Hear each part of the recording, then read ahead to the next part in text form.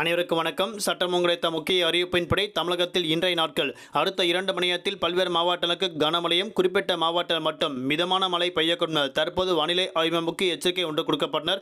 அதன்படி எந்த மாவட்டங்கள் என்பது தற்போது பார்க்கலாம். வீடியோ ஸ்கிப் பண்ணாமல் கடைசி வரைக்கும் பாருங்க. உங்களுக்கு கனமழை எச்சரிக்கை பற்றி பல்வேறு முக்கிய அறிவிப்புகள் உடனுக்குடன் துல்லியமாக தெரிந்து கொள்ள நம்மளோட சேனலை கீழே இருக்க பட்டனை கிளிக் பண்ணி சப்ஸ்கிரைப் பண்ணிக்கோங்க. பக்கத்தில் பெல் பட்டனை கிளிக் பண்ணிக்கோங்க.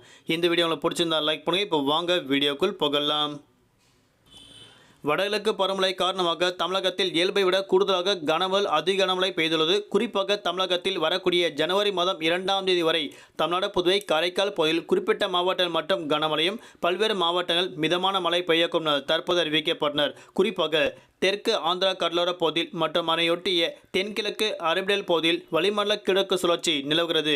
இதன் காரணமாக தமிழ்நாடு, புதுவை, காரைக்கால் பகுதியில் பல்வேறு மாவட்டங்கள் கனமழையும், குறிப்பிட்ட மாவட்டங்கள் மட்டும் மிதமான மழை பெய்யக்கும் தற்போது வானிலை ஆய்வு முக்கிய எச்சரிக்கை ஒன்று கொடுக்கப்பட்டனர். அதன்படி தமிழகத்தில் இன்றைய நாட்கள் பொறுத்தவரை அடுத்த 24 மணி நேரத்தில் குறிப்பாக சென்னை, திருவள்ளூர், கடலூர், சேலம் உட்பட பல்வேறு மாவட்டங்கள் கனமழை பெய்யக்கும் அறிவிக்கப்பட்டனர். குறிப்பாக தமிழ்நாடு, புதுவை, காரைக்கால் பகுதியில் குறிப்பிட்ட நாட்களுக்கு மட்டும் கனமழை பெய்யக்கும் அறிவிக்கப்பட்டனர். பல்வேறு நாட்களுக்கு மிதமான மழை பெய்யக்கூடும்.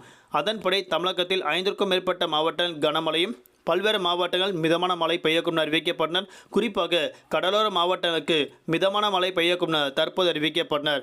அதன்படி தமிழ்நாடு, புதுவை, காரைக்கால் பகுதியில் அடுத்து வர நாட்கள் கனமழை கொட்டித்திருக்கும். குறிப்பாக தலைநகர் சென்னை மற்றும் புறநகர் பகுதிகளில் அடுத்த 48 மணி நேரத்திற்கு வானம் பொதுவாக மேகமூட்டத்துடன் காணப்படும். நகரின் ஒரு சில பகுதிகள் லேஸ் முதல் மிதமலையும் அவ்வப்போது இடிடக்கூடிய கனமழை பெய்யக்கூடும்.